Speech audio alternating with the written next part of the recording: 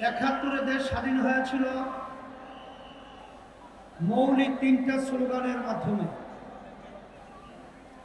সাম্য, মানবিক মর্যাদা, ন্যায় বিচার প্রতিষ্ঠা। লক্ষ লক্ষ মানুষ জীবন দিয়েছিল, পঙ্গু হয়েছিল। যে আশা, যে আকাঙ্ক্ষা নিয়ে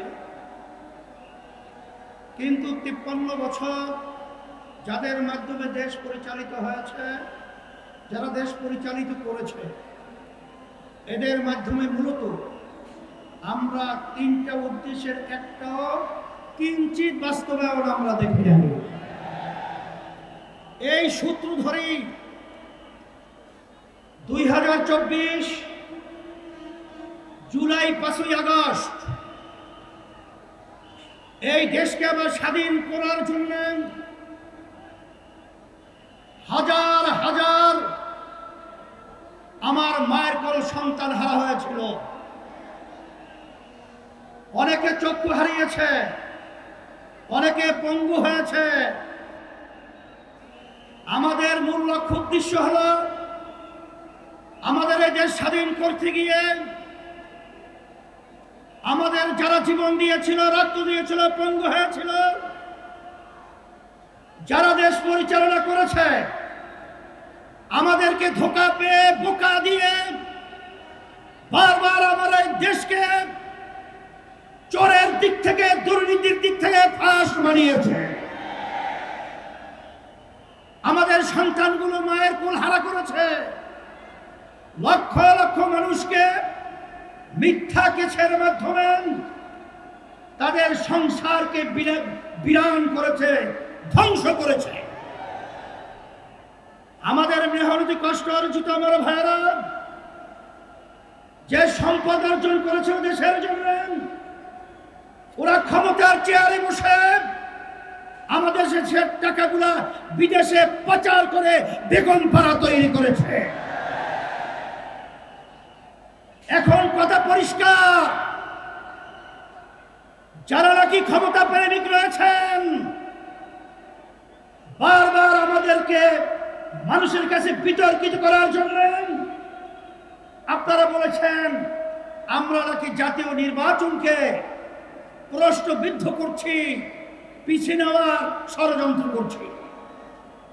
কিন্তু মাঠের দিকে চেয়ে দেখেন, আমরা জাতীয় নির্বাচনের জন্য প্রস্তুত রয়েছি এবং দেশকে রক্ষা করার জন্য, মানবতার কল্যাণ মুক্তির জন্য আমরা যে 5 দফা দাবি নিয়ে মাঠে নেমেছি, সেই 5 দফা বাস্তবায়নের জন্য আজকে বাংলাদেশের আপামর জনতা তারা আজকে রাজপথে চলে এসেছে। এর মাধ্যমে তোমাদেরকে 12 নম্বর 20 নম্বর সিগন্যাল দিচ্ছি। এই সিগন্যালের মাধ্যমে ক্ষমতা প্রেমিকরা বাংলার জমিন থেকে উৎখাত হবে, বাংলার জমিন থাকতে পারবে না ইনশাআল্লাহ। সাথে সাথে আজকে আমরা লক্ষ্য করেছি যে অনেকে কিন্তু আমার কাছে কিন্তু অনেক খবর চলে এসেছে, আপনারা কিন্তু ফেব্রুয়ারি নির্বাচনের ব্যাপারে হিসাব নিকাশ আপনারা মিলিয়ে দেখেছেন। আপনাদের পায়ের নিচের মাটি সরে গেছে। এখন নির্বাচনকে পিছনে নেওয়ার জন্য আপনারাই ষড়যন্ত্র করতেছে। এই সিগন্যাল কিন্তু আমাদের কাছে এসে গেছে। কিন্তু ভালো করে জেনে রাখেন, জনগণ তো আপনাদের পক্ষে মতামত রায় দেওয়ার মতো পরিবেশ নেই।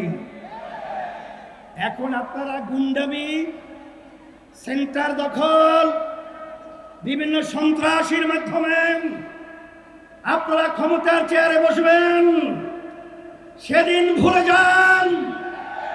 এখন বাংলাদেশের মানুষ সজাগ রয়েছে, আর আমাদের বাংলাদেশের সম্পদ আর গুন্ডামি চুরি করে, ডাকাতি করে, আর বিদেশের দাবিদারদের প্রভুদের কাছে দিয়ে যাবে না, দিতে পারবে না ইনশাআল্লাহ।